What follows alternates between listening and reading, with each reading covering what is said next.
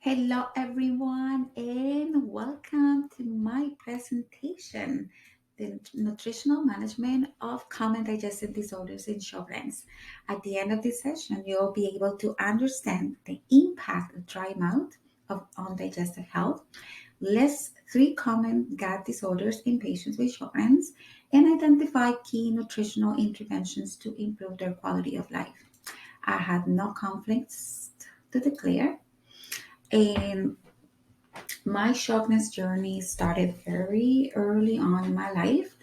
As a child, I was always the sick kid. I will frequently have swollen and painful salivary glands. I was tired. I couldn't keep up with my peers. I was never picked for the sport teams. I sucked at it.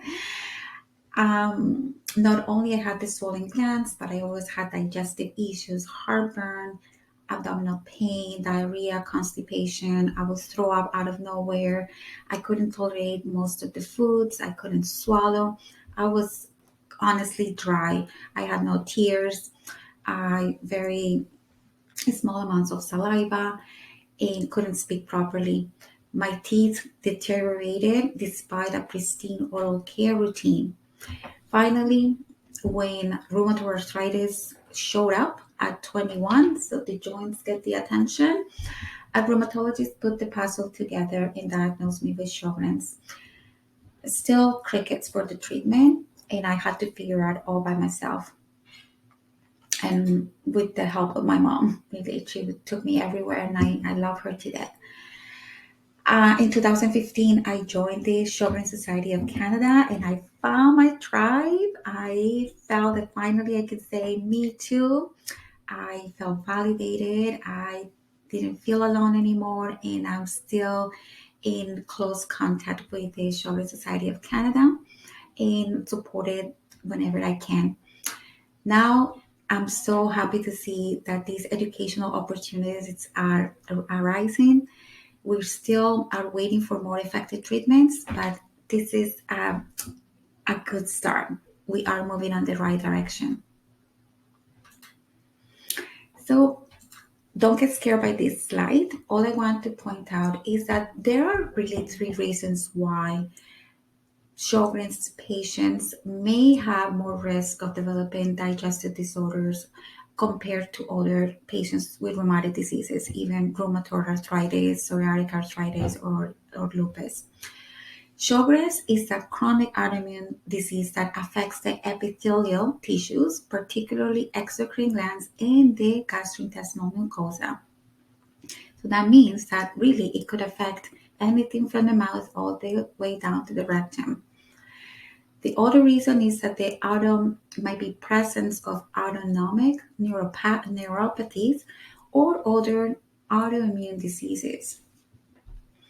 Vasculitis is rare, but it can also affect the functioning of the gastrointestinal tract.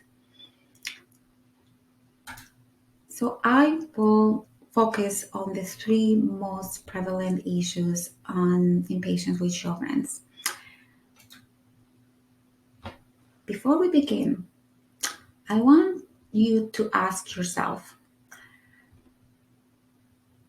do you often cough or choke after eating or drinking? Do you often feel that food is stuck in your throat? How long does it take you to eat a meal? Is eating less enjoyable than it had been previously?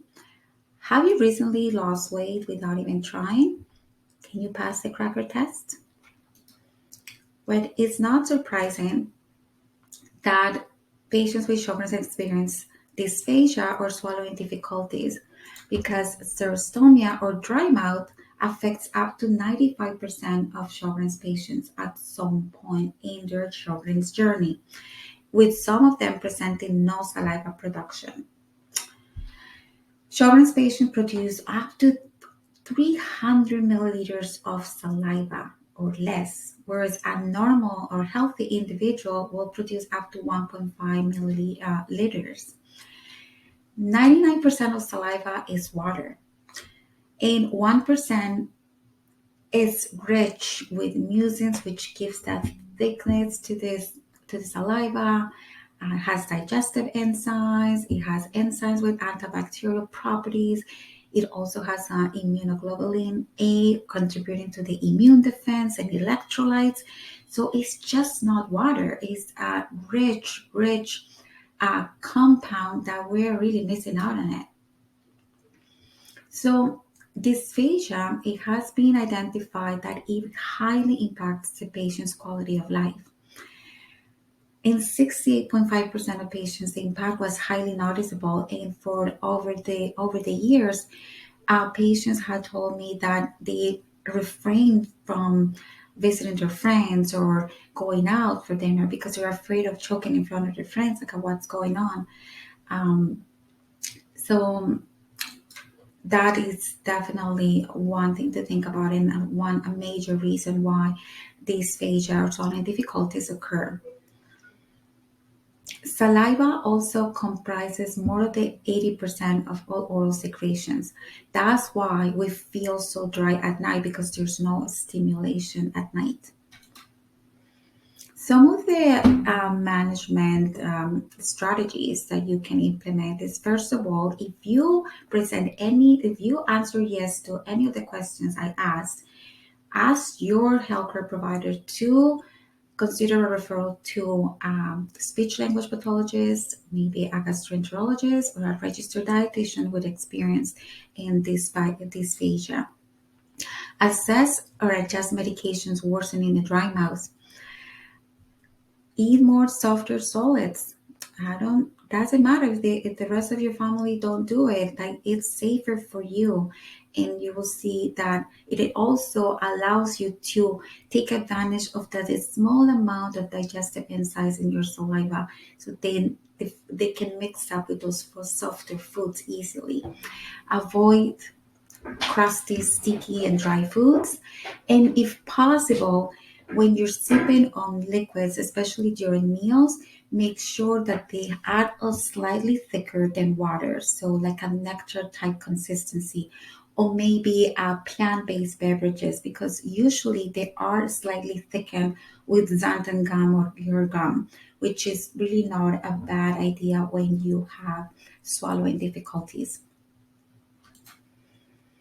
Swallow pills with yogurt or a plant-based beverage, just like I explained. Avoid swallowing pills with water.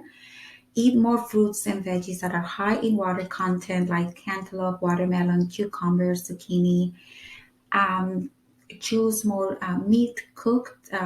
Make sure that the meat is cooked and is tender and moist.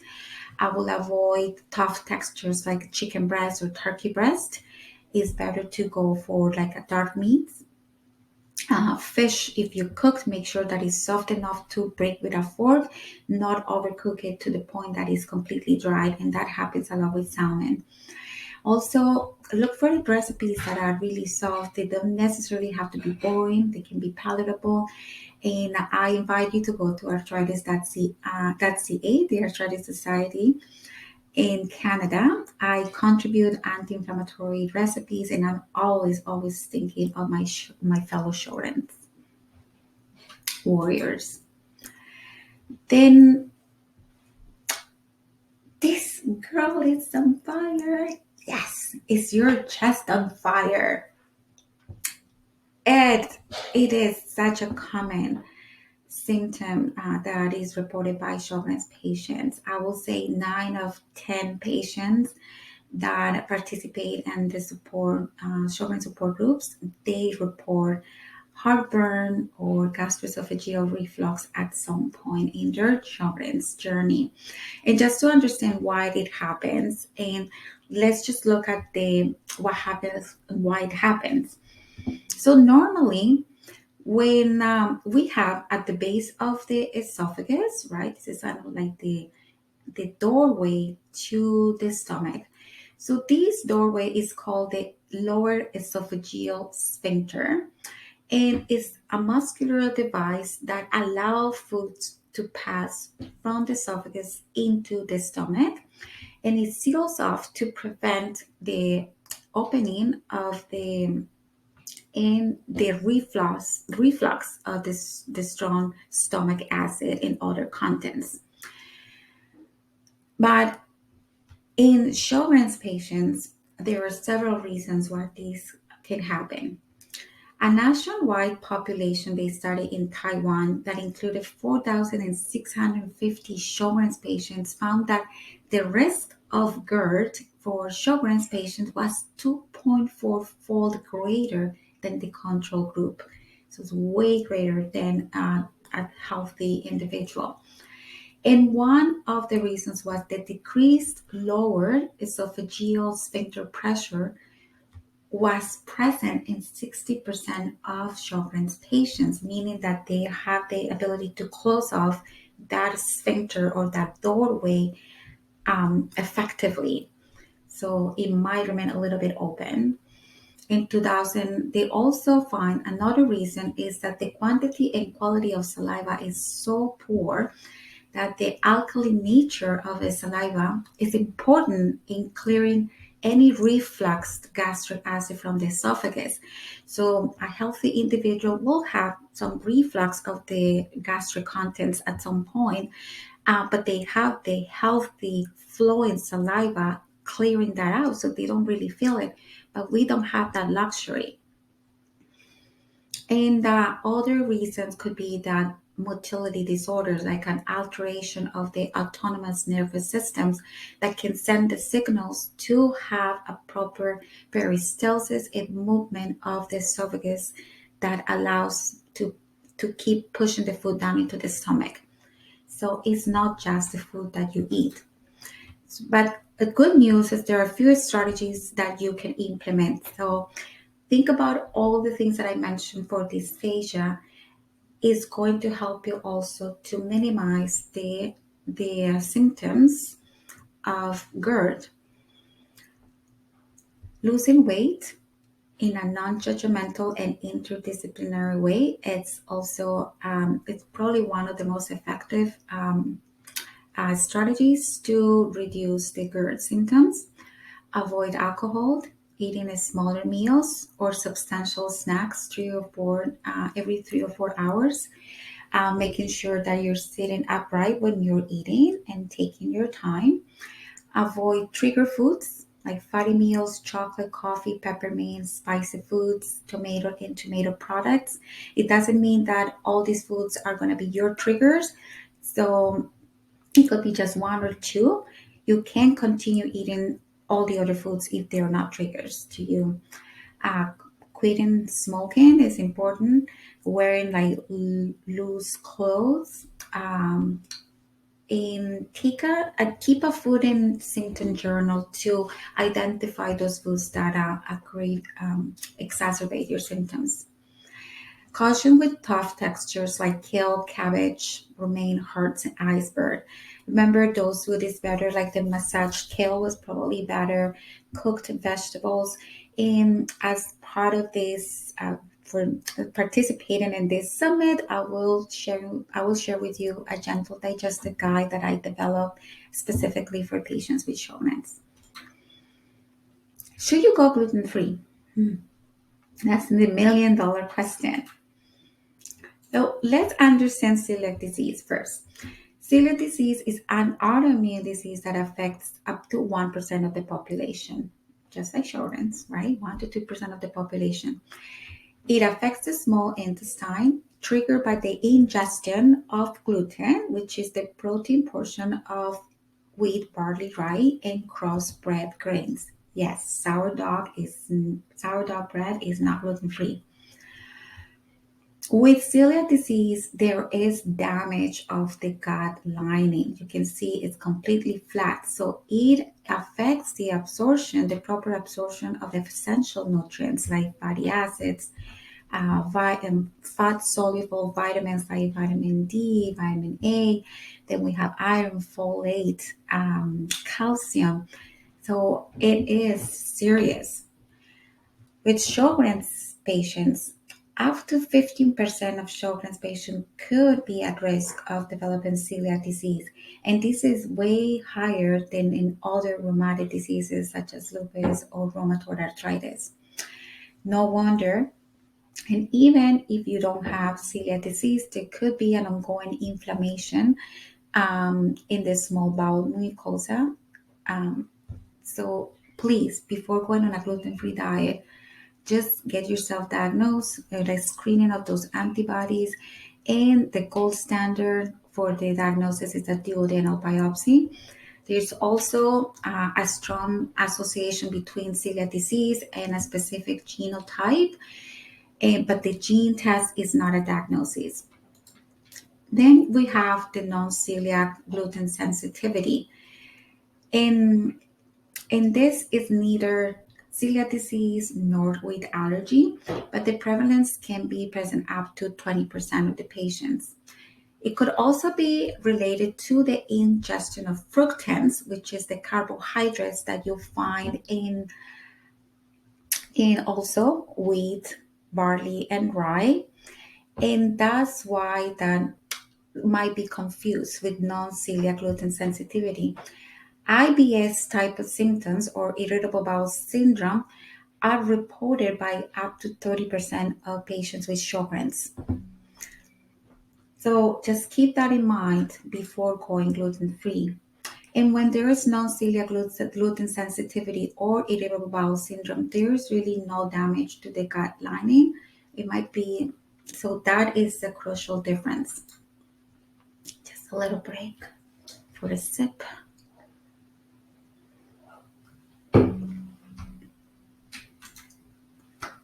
Some of those nutritional pearls, well, in reality, the only nutritional management here is going on a gluten-free diet for life if you're diagnosed with celiac disease. If you have non-celiac gluten sensitivity, you will be able to tolerate a small amounts of gluten. So I have found many patients that even if they only have their toast in the morning, regular toast, whole grain, they're fine the rest of the day. So it doesn't mean that you have to get rid of gluten completely. Make sure that you rule out celiac disease or irritable bowel syndrome or inflammatory bowel disease or any other bowel issues before really going on any restricted diet. And really watch for nutritional deficiencies like folate, B12, calcium, iron, and zinc. You can watch for typical symptoms like chronic diarrhea, but remember that celiac disease also presents in the form of anemia, osteoporosis, extreme fatigue, neuropathies, extreme constipation, and infertility. Consult a gastroenterologist and a registered dietitian to better help you identify your concerns. And just the take home messages. Just a reminder that a registered dietitian is trained to provide medical nutrition therapy, an evidence based medical approach to treating certain chronic conditions. This is not a cookie cutter approach. And it's so important to highlight that there are certain conditions that require that medical nutrition therapy. Keep a food and symptom journal to determine which foods or ingredients aggravate your symptoms. No need to avoid foods unless they worsen your condition. And once you recognize the trigger, follow my 5 R's. Then, let's say gluten containing grains. Remove the trigger food temporarily or permanently if it's the case of celiac disease with guidance when possible. Replace with a non-gluten whole grain with a similar nutritional profile. Reintroduce that trigger food one food group at a time for at least 2 to 3 consecutive days and continue recording any reactions. And also keep on replenishing your overall diet with anti-inflammatory foods instead of removing them for life. Most importantly, keep advocating for your health, speak up, and ask your care provider for appropriate referrals. And lastly, I invite you to the National Patient Conference in Canada. It's happening on April 29. It's open to everyone. I'm really excited to see that there is going to be a gastroenterologist this year, and I swear I had no idea.